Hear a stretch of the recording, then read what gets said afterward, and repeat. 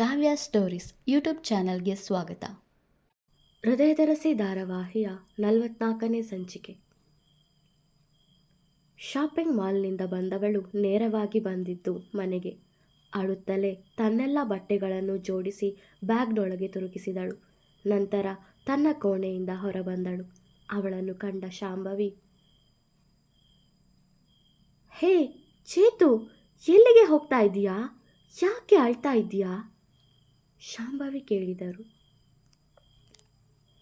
ಏನೂ ಇಲ್ಲ, ನಾನು ಮನೆ ಬಿಟ್ಟು ಹೋಗ್ತೀನಿ. ಇಷ್ಟು ದಿನ ನಿಮ್ಮ ಮನೇಲಿ ಇರೋಕೆ ಬಿಟ್ಟಿದ್ದಕ್ಕೆ ಥ್ಯಾಂಕ್ಸ್ ಎಂದವಳು ಮುಂದಕ್ಕೆ ನಡೆದಳು. ಇವಾಗ ಮನೆ ಬಿಟ್ಟು ಹೋಗುವಂಥದ್ದು ಏನಾಯಿತು? ಶಾಂಭವಿ ಕೇಳಿದಾಗ, ಮೋಸ, ಬರೀ ಮೋಸ. ಪ್ರೀತಿ ಮಾಡ್ತೀನಿ ಅಂತ ನನ್ನ ನಂಬಿಸಿ ಮದುವೆ ಆಗಿ ಈಗ ಬೇರೆ ಯಾವುದೋ ಹುಡುಗಿ ಜೊತೆಗೆ ಸುತ್ತಾಡ್ತಾ ಇದ್ದಾನೆ ವಿನು, ಕೋಪದಲ್ಲಿ ಹೇಳಿದ್ದಳು ಚೇತು. ಏನೇ ಹೇಳ್ತಿದ್ದೀಯಾ? ಶಾಂಭವಿ ಕೇಳಿದಾಗ, ಹೌದು, ನಾನೇ ನನ್ನ ಕಣ್ಣಾರೆ ನೋಡಿದೆ.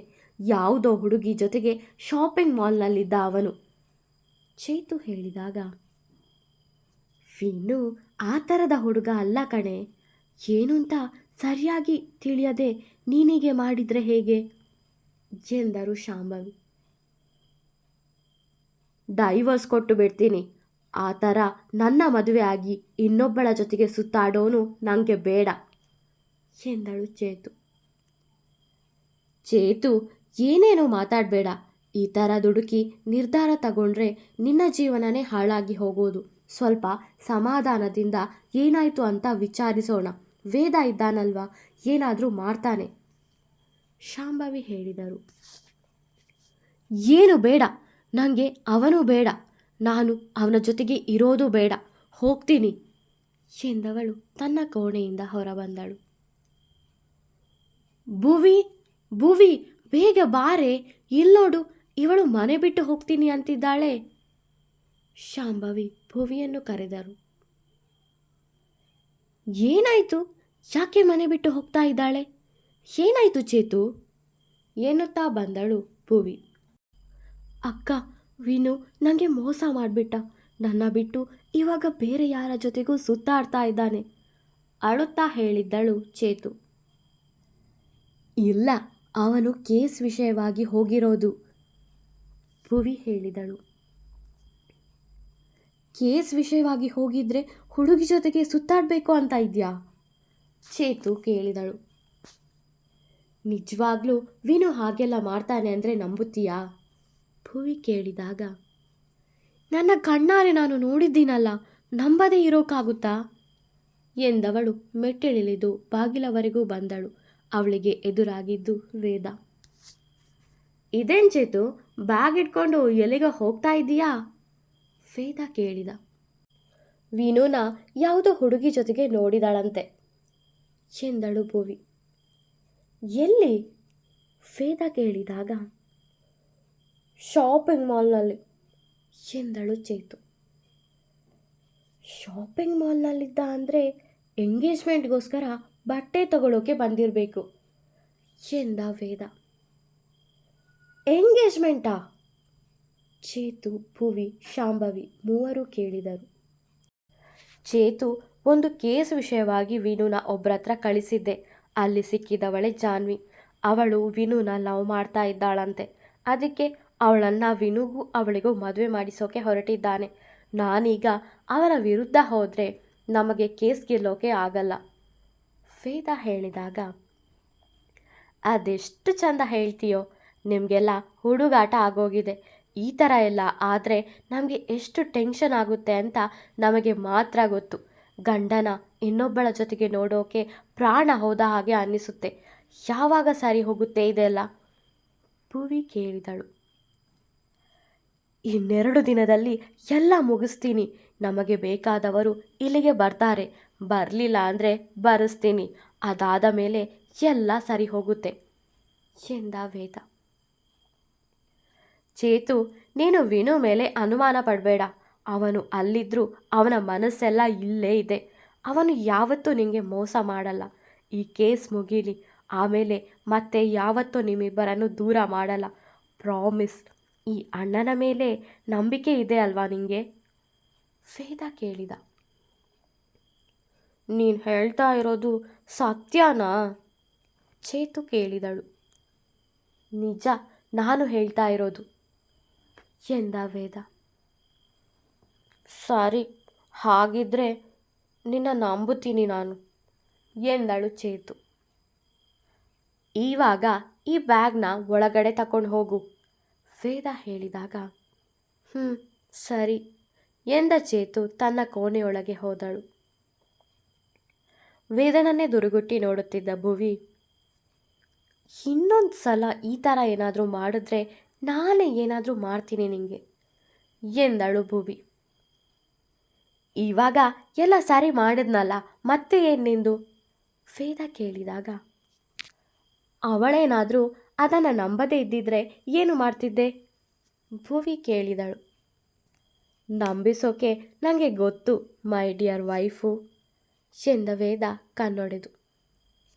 ಕರ್ಮ, ಏನಾದರೂ ಮಾಡಿ ಅವರಿಬ್ಬರಿಗೆ ಜಗಳ ತಂದಾಗ್ತೀಯ, ಮತ್ತೆ ಇದನ್ನೇ ಮಾಡಬೇಡ ಎನ್ನುತ್ತಾ ಅಲ್ಲಿಂದ ಹೋದಳು ಭುವಿ. ಅವರಿಬ್ಬರನ್ನು ನೋಡಿ ನಗುತ್ತಿದ್ದಳು ಅನ್ವಿ. ಅವಳನ್ನು ನೋಡಿದ ವೇದ, ಅನ್ವಿ ಸಾರಿ ಕಣೆ, ನನಗೆ ನಿನ್ನ ಕರ್ಕೊಂಡು ಬರೋದಕ್ಕೆ ಆಗಲಿಲ್ಲ ಎಂದ ವೇದ. ಪರವಾಗಿಲ್ಲ ಅಣ್ಣ. ಅಣ್ಣ, ನಿನಗೆ ಈ ಅತ್ತಿಗೆ ಎಲ್ಲಿ ಸಿಕ್ಕಿದ್ರು? ಎಷ್ಟು ಮುದ್ದು ಮುದ್ದಾಗಿ ಮಾತಾಡ್ತಾರೆ ಅನ್ವಿ ಹೇಳಿದಾಗ, ಆ ದೇವ್ರತ್ರ ನನಗೋಸ್ಕರ ಅಂತಾನೆ ಸ್ಪೆಷಲ್ ಆಗಿ ಆರ್ಡರ್ ಕೊಟ್ಟು ಮಾಡಿಸಿರೋಳು ಎಂದ ವೇದ. ಅಬ್ಬಾ, ನಿಮ್ಮ ಜೋಡಿ ಸೂಪರ್ ಕಣೋ ಎಂದಳು ಅನ್ವಿ. ಅನ್ವಿ ಬಂದ ಖುಷಿಗೆ ಹಬ್ಬದೂಟವೇ ತಯಾರಾಗಿತ್ತು. ಸ್ವತಃ ಶಾಂಭವಿಯೇ ಮುಂದೆ ನಿಂತು ಮಾಡಿಸಿದ್ದರು. ನೋಡ್ರೋ, ಬಾಸ್ ಬರ್ತಾ ಇದ್ದಾರೆ.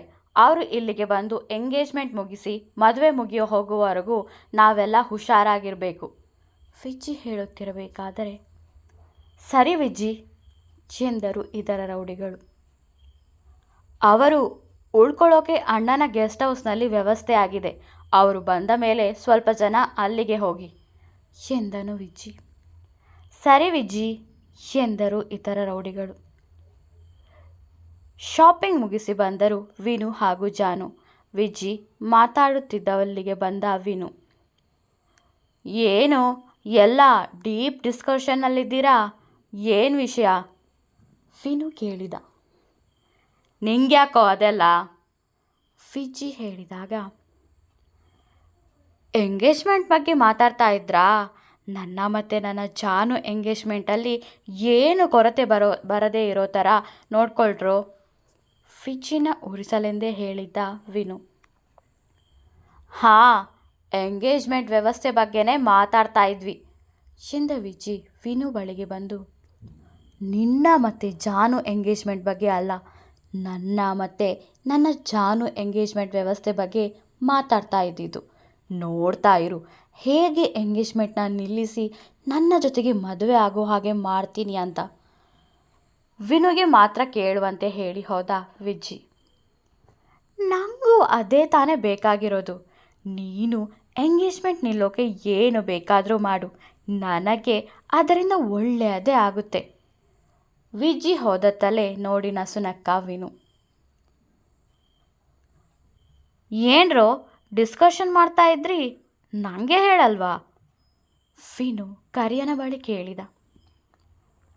ಅದೇನಿಲ್ಲ ವಿನು, ನಿಂದು ಮತ್ತು ಜಾನು ಅಮ್ಮೋರ ಎಂಗೇಜ್ಮೆಂಟ್ಗೆ ಒಬ್ಬರು ಸ್ಪೆಷಲ್ ಗೆಸ್ಟ್ ಬರ್ತಾ ಇದ್ದಾರೆ, ಅವರನ್ನು ಚೆನ್ನಾಗಿ ನೋಡ್ಕೊಳ್ಳೋಕ್ಕೆ ಹೇಳಿದ ವಿಜಿ ಎಂದ ಕರಿಯ. ಹೌದಾ, ಯಾರದು ವಿನು ಕೇಳಿದ. ನಮಗೆಲ್ಲ ದೊಡ್ಡ ಬಾಸ್ ಸುಧಾಕರ್ ಎಂದ ಕರಿಯ. ಹೋ, ಸುಧಾಕರ್ ಬರ್ತಾ ಇದ್ದಾನೆ ಅಂದರೆ ವೇದ ಹೇಳಿದ್ದು ನಿಜ. ಕೊನೆಗೂ ಈ ಕೇಸ್ ಎಂಡಾಗೋ ಹಂತಕ್ಕೆ ಬಂತು. ಆದಷ್ಟು ಬೇಗ ನಾನು ಚೇತು ಆರಾಮವಾಗಿರ್ಬೋದು ಮನಸ್ಸಲ್ಲೇ ಕುಣಿದಾಡಿದ್ದ ವಿನು. ಈ ಸುಧಾಕರ್ ಯಾರು? ಏನು ತಿಳಿಯದವನಂತೆ ಕೇಳಿದ ವಿನು. ಅವರ ಬಗ್ಗೆ ಹೇಳೋಕ್ಕಿಂತ ಅವರನ್ನು ಮುಂದೆಯಿಂದ ನೋಡಿದ್ರೇ ಚೆನ್ನ. ಅವರು ಬರಲಿ, ಆಮೇಲೆ ನೋಡು ಎಂದ ಕರಿಯ. ಆಯಿತು, ಎಂಗೇಜ್ಮೆಂಟ್ಗೆ ಬರ್ತಿದ್ದಾರಲ್ವಾ, ಆಗಲೇ ಅವರ ಬಗ್ಗೆ ತಿಳ್ಕೊಳ್ತೀನಿ ಎಂದ ವಿನು ಅಲ್ಲಿಂದ ಜಾಗ ಖಾಲಿ ಮಾಡಿದ. ಆ ವೇದಾಂತ್ ಹೆಂಡತಿ ನನಗೆ ಇಷ್ಟೆಲ್ಲ ಅವಮಾನ ಮಾಡಿದ್ಲ. ನಾನು ಆ ವೇದನ ಕೆಲಸದಿಂದ ತೆಗಿಬೇಕು ಅಂದುಕೊಂಡೆ, ಆದರೆ ಅವಳು ನನ್ನೇ ಕೆಲಸದಿಂದ ತೆಗೆದ್ಲು. ಅವಳನ್ನು ಸುಮ್ಮನೆ ಬಿಡಬಾರ್ದು, ಜೊತೆಗೆ ಆ ವೇದಾಂತ್ನನ್ನು ಕೂಡ ಎನ್ನುತ್ತಾ ಬಾರ್ನಲ್ಲಿ ಬಿಯರ್ ಬಾಟಲ್ ಹಿಡಿದುಕೊಂಡು ಒಬ್ಬನೇ ಮಾತಾಡುತ್ತಿದ್ದ ಸಂಜು. ಹೇಯ್, ಇನ್ನೂ ಒಂದು ಬಾಟಲ್ ತಾರೋ, ಯಾರೋ ಹೇಳಿದ ಹಾಗೆ ಕೇಳಿಸಿತು. ಸರ್, ನೀವಿವಾಗಲೇ 5 ಬಾಟಲ್ ಕುಡ್ದಿದ್ದೀರಿ ಸರ್, ಇನ್ನೂ ಕುಡಿದ್ರೆ ನಮಗೆ ಕಾಸು ಕೊಡೋಕ್ಕೂ ನಿಮಗೆ ತಾಕತ್ತಿರಲ್ಲ, ವೇಟರ್ ಹೇಳಿದಾಗ, ಅಯ್ಯೋ ಹೆದರ್ಕೊಳ್ಬೇಡ್ರೋ, ತಗೊಳ್ಳಿ ನನ್ನ ATM, ಎಷ್ಟು ಬೇಕಾದರೂ ತೆಗೀರಿ ಎಂದವ ATMನ ಮುಂದಕ್ಕೆ ಚಾಚಿದ. ಈ ವಾಯ್ಸ್ನ ಎಲ್ಲೋ ಕೇಳಿದ್ದೀನಲ್ಲ ಎನ್ನುತ್ತಾ ಸರಿಯಾಗಿ ನೋಡಿದ ಸಂಜು. ಹೋ, ಚಿಕ್ಕಣ್ಣ, ಇವನೇನು ಇಲ್ಲಿ ಈ ಥರ ಕುಡಿತಾ ಇದ್ದಾನೆ? ಆವತ್ತು ನನ್ನ ವಿಡಿಯೋ ಮಾಡಿ ನನ್ನ ಸಿಕ್ಕಿ ಹಾಕಿಸಿದ್ದು ಇವನೇ ಅಲ್ವಾ? ಇವತ್ತು ಇವನು ಸಿಕ್ಕಿ ಹಾಕಿಕೊಂಡ ನನ್ನ ಕೈಗೆ, ಮಾಡ್ತೀನಿ ಎನ್ನುತ್ತಾ ಅವನ ಬಳಿಗೆ ಬಂದ ಸಂಜಯ್. ಏನು ಚಿಕ್ಕಣ್ಣ, ತುಂಬ ಚಿಕ್ಕ ಆಗೋಗಿದ್ಯಾ? ಏನು ನಿಮ್ಮ ಆ ACP ತುಂಬ ಕೆಲಸ ಮಾಡಿಸ್ತಾನಾ ಹೇಗೆ? ವ್ಯಂಗ್ಯವಾಗಿ ಕೇಳಿದ್ದ ಸಂಜು. ಹೋ ಹೋ ಹೋ, ಸಂಜಯ್ ಸಾರು, ತುಂಬ ದಿನಗಳ ನಂತರ. ಏನು ಊರು ಬಿಟ್ಟು ಓಡೋಗಿದ್ರಾ ಮಾನ ಮರ್ಯಾದೆ ಹೋದ್ಮೇಲೆ? ಕುಡಿದರು ಸಂಜಯ್ನ ಮರ್ಯಾದೆ ಕೇಳಿದ್ದ ಚಿಕ್ಕಣ್ಣ. ಕೋಪಗೊಂಡ ಸಂಜಯ್, ಹಾಗೇನೂ ಇಲ್ಲ, ನಿಮ್ಮ ACPನ ಮಟ್ಟ ಹಾಕೋಕೆ ಪ್ಲ್ಯಾನ್ ಮಾಡ್ತಾ ಇದ್ದೆ ಎಂದ. ಪ್ರಯತ್ನ ಪಡಿ ಸರ್, ಆದರೆ ಆಗಲ್ಲ ಬಿಡಿ ಸರ್, ಚಿಕ್ಕಣ್ಣ ಹೇಳಿದಾಗ, ನಿಮ್ಮ ACP ಮೇಲೆ ಇಷ್ಟೊಂದು ನಂಬಿಕೆನಾ ಕೇಳಿದ್ದ ಸಂಜಯ್.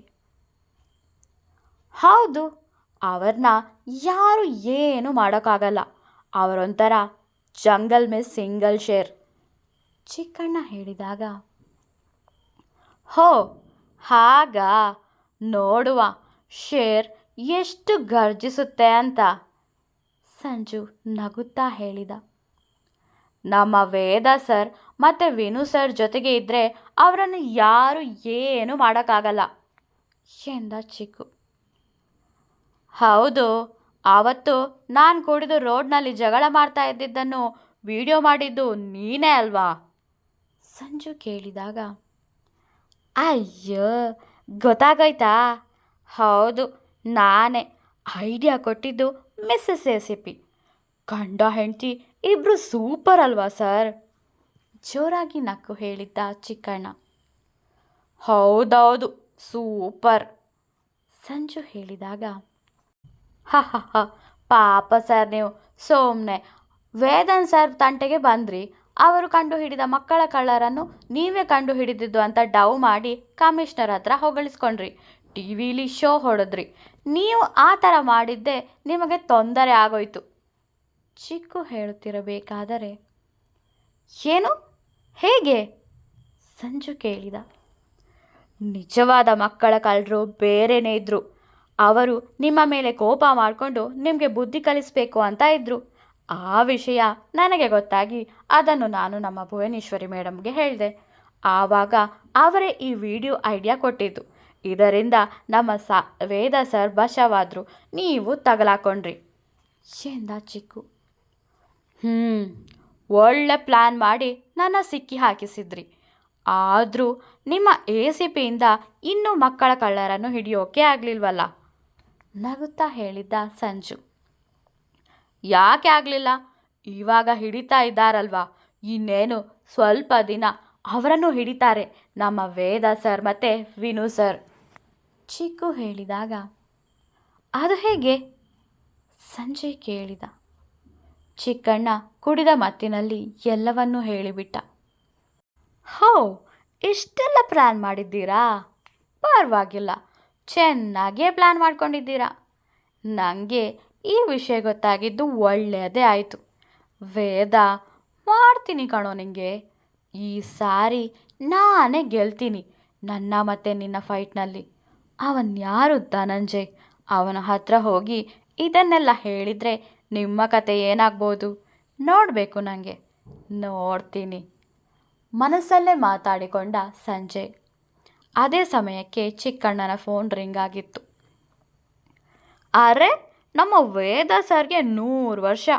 ಅವರ ವಿಷಯನೇ ಮಾತಾಡ್ತಾ ಇದ್ವಿ, ಅವರೇ ಫೋನ್ ಮಾಡಿಬಿಟ್ರು ಎಂದ ಚಿಕ್ಕಣ್ಣ ಫೋನ್ ನೋಡಿ. ಹಾಂ, ಸರಿ ಸರಿ, ನಾನು ಬರ್ತೀನಿ. ಇನ್ನು ನಾನು ನಿನ್ನ ಜೊತೆಗೆ ಇದ್ದೆ ಅಂತ ಹೇಳಬೇಡ ಎಂದ ಸಂಜಯ್ ಅಲ್ಲಿಂದ ಸೀದಾ ಹೋದ. ಈ ನನ್ನ ಮಗ ಎಷ್ಟು ಹೆದರ್ತಾನೆ ನಮ್ಮ ವೇದ ಸರ್ಗೆ. ಫೋನ್ ಬಂದಿದ್ದಕ್ಕೆ ಎದ್ದು ಹೋಗ್ಬಿಟ್ಟ ಎಂದು ಜೋರಾಗಿ ನಕ್ಕ ಚಿಕ್ಕಣ್ಣ ವೇದನ ಕರೆ ಸ್ವೀಕರಿಸಿದ್ದ. ಹಲೋ, ಚಿಕ್ಕು ಹೇಳಿದಾಗ, ಚಿಕ್ಕಣ್ಣ ಎಲ್ಲಿದ್ಯಾ ನೀನು? ಎಷ್ಟು ಫೋನ್ ಮಾಡೋದು ನಿಂಗೆ? ನಿಮ್ಮಿ ಆವಾಗಿಂದ ಕಾಲ್ ಮಾಡ್ತಾ ಇದ್ದಾಳಂತೆ, ತೆಗಿಯೋಕೆ ಏನಾಗಿದೆ ನಿಂಗೆ? ವೇದ ಕೇಳಿದಾಗ, ಸಮೋಸ ಸಮೋಸ ಎಂದ ಚಿಕ್ಕಣ್ಣ. ಏನು, ಸಮೋಸಾನ? ಅರ್ಥವಾಗದೆ ಕೇಳಿದ್ದ ವೇದ. ಸಮೋಸ ಅಲ್ಲ ಸರ್, ಮೋಸ ಸರ್, ಮೋಸ ಎಂದ ಚಿಕ್ಕು. ಅಯ್ಯೋ, ಬೆಳಗ್ಗಿನಿಂದ ಈ ಮೋಸ ಮೋಸ ಅನ್ನೋದನ್ನು ಕೇಳಿ ಕೇಳಿ ಸಾಕಾಗೋಗಿದೆ ವೇದ ಹೇಳಿದಾಗ, ಸರ್, ನನ್ನ ಬಿಟ್ಟು ಬೇರೆಯವರನ್ನ ಮದುವೆ ಆಗ್ತಾಳಂತೆ ನಿಮ್ಮಿ. ಲವ್ ಫೇಲ್ಯೂರ್ ಸರ್, ಅದಕ್ಕೆ ಬಾರ್ನಲ್ಲಿ ಕೂತು ಬಿಯರ್ ಕುಡಿತಿದ್ದೀನಿ ಚಿಕ್ಕಣ್ಣ ಹೇಳಿದಾಗ, ನನಗೂ ವಿಷಯ ಹೇಳಿದ್ಲು ನಿಮ್ಮಿ. ಅವಳ ಮನೆಯಲ್ಲಿ ಹುಡುಗ ನೋಡಿರೋದು. ಅವಳಿಗೂ ಆ ಮದುವೆ ಇಷ್ಟ ಇಲ್ಲ.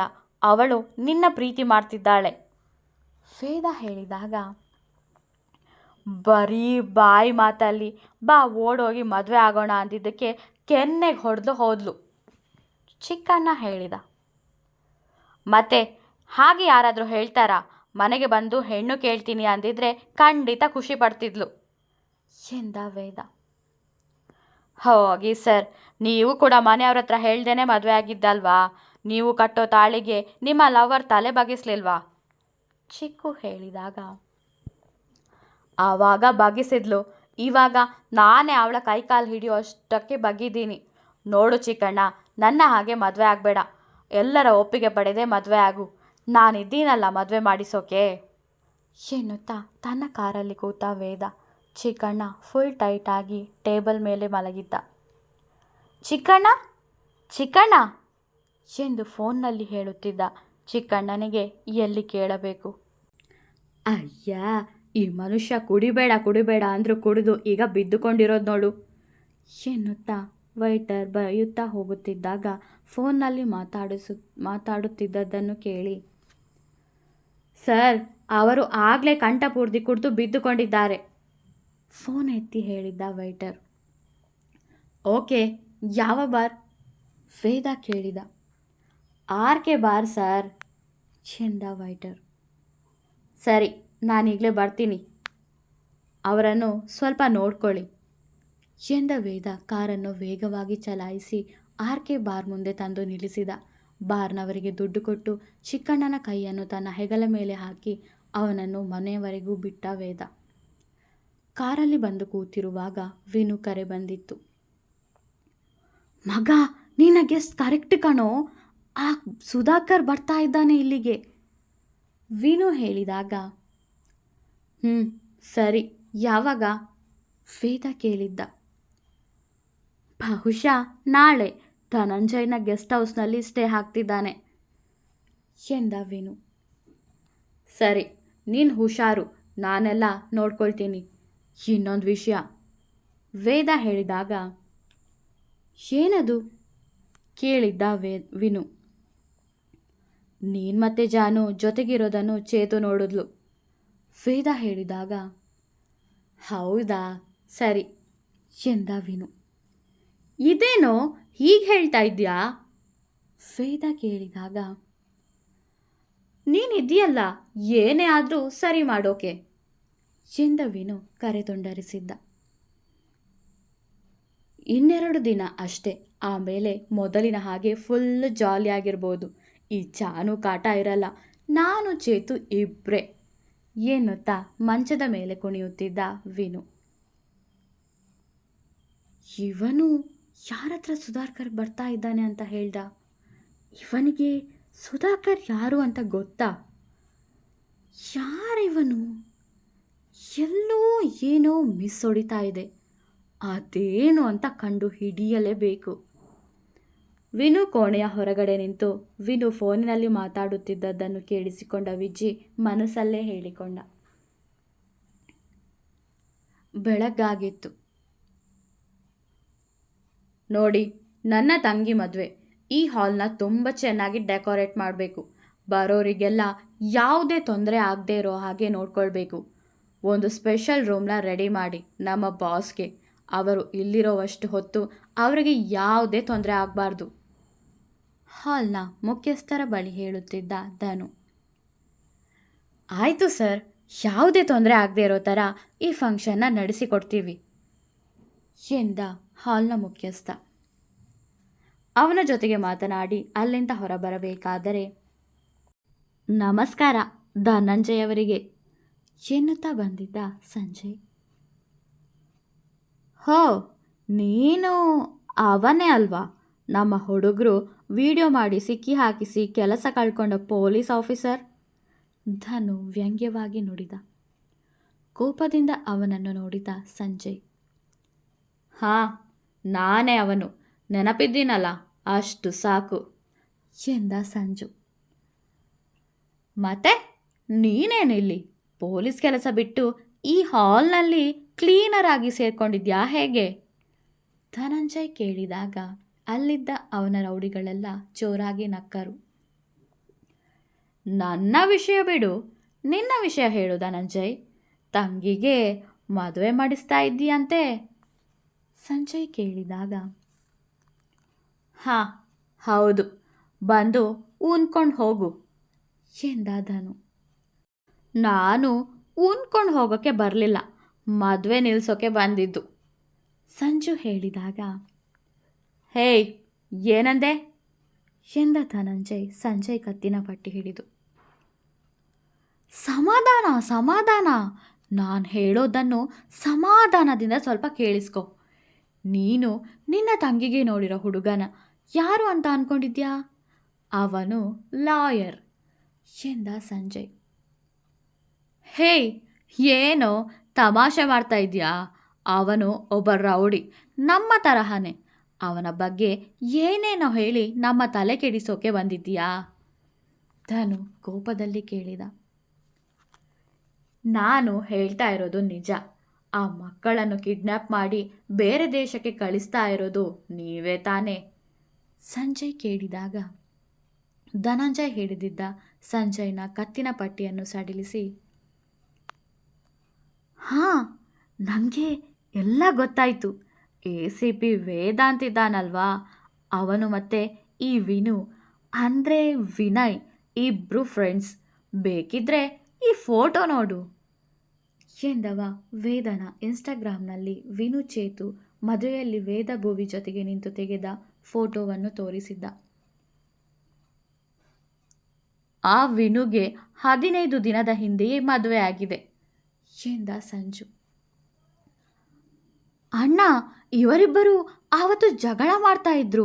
ನಾನು ವಿನು ಹತ್ರ ಕೇಳಿದಾಗ ಯಾರು ಅಂತ ಗೊತ್ತೇ ಇಲ್ಲ ಅನ್ನೋ ಹಾಗೆ ನಡ್ಕೊಂಡ ಎಂದ ಕರಿಯ. ಅಣ್ಣ, ನಿನ್ನೆ ಆ ವಿನು ಫೋನಿನಲ್ಲಿ ಯಾರತ್ರನೋ ಸುಧಾಕರ್ ಎಂಗೇಜ್ಮೆಂಟ್ಗೆ ಬರ್ತಾ ಇದ್ದಾನೆ ಅಂತ ಹೇಳ್ತಾ ಇದ್ದ ಎಂದ ವಿಜಿ. ನಿಜ ಹೇಳಬೇಕು ಅಂದರೆ ಆವತ್ತು ಮಕ್ಕಳನ್ನು ಕಿಡ್ನ್ಯಾಪ್ ಮಾಡುತ್ತಿದ್ದ ನಿನ್ನ ಕಡೆಯವರನ್ನು ಚೇಸ್ ಮಾಡಿ ಅರೆಸ್ಟ್ ಮಾಡಿದ್ದು ವೇದ. ನನಗೆ ವೇದನ ಕಂಡ್ರೆ ಆಗಲ್ಲ, ಅದಕ್ಕೆ ನಾನೇ ಆ ಕಿಡ್ನ್ಯಾಪರ್ಸ್ನ ಕಂಡು ಹಿಡಿದಿದ್ದು ಅಂತ ಮೀಡಿಯಾದ ಮುಂದೆ ಶೋ ಹೊಡೆದೆ. ನೀವು ನಾನೇ ಎಲ್ಲ ಮಾಡಿದ್ದು ಅಂತ ನನ್ನ ವಿಡಿಯೋನ ವೈರಲ್ ಮಾಡಿ ನನ್ನನ್ನೇ ಕೆಲಸದಿಂದ ತೆಗೆಯೋ ಹಾಗೆ ಮಾಡಿದ್ರಿ. ನಿಮಗೆ ಗೊತ್ತಿಲ್ಲದೆ ಆ ವೇದಾಂತ್ ನಿಮ್ಮ ಮನೆಗೆ ಜನ ಕಳುಹಿಸಿ ನಿಮ್ಮನ್ನೇ ಒಳಗೆ ಹಾಕೋ ಪ್ಲ್ಯಾನ್ ಮಾಡಿದ್ದಾನೆ ಸಂಜು ಹೇಳಿದಾಗ, ಧನಂಜಯ್ಗೆ ಅಂದು ವೇದ ಯಾರನ್ನು ಅರೆಸ್ಟ್ ಮಾಡೋಕೆ ಬಂದಿದ್ದು, ವಿನು ಧನಂಜಯನ ಕಾಪಾಡೋಕೆ ಬಂದಿದ್ದು ಎಲ್ಲ ನೆನಪಾಗಿತ್ತು. ನನಗೆ ಆ ವೇದಾಂತ್ ಶತ್ರು, ಈಗ ನಿಮಗೂ ಶತ್ರು. ನಾವಿಬ್ಬರು ಒಂದಾದರೆ ವೇದಾಂತ್ನ ಈಸಿಯಾಗಿ ಸೋಲಿಸಬಹುದು. ಸೊ ನನ್ನ ಜೊತೆಗೆ ಸೇರ್ತೀರಾ? ಸಂಜಯ್ ಅವನ ಕೈ ಮುಂದೆ ಮಾಡಿ ಧನಂಜಯ್ ಬಳಿ ಕೇಳಿದ. ಧನಂಜಯ್ ವಿಜಿ ಮುಖ ನೋಡಿದ. ಮುಂದುವರಿಯುವುದು. ವಿಡಿಯೋ ಇಷ್ಟವಾದರೆ ಲೈಕ್ ಮಾಡಿ, ಕಮೆಂಟ್ ಮಾಡಿ. ನನ್ನ ಚಾನಲ್ಗೆ ಹೊಸಬರಾದರೆ ಸಬ್ಸ್ಕ್ರೈಬ್ ಮಾಡಲು ಮರೆಯಬೇಡಿ. ಧನ್ಯವಾದಗಳು.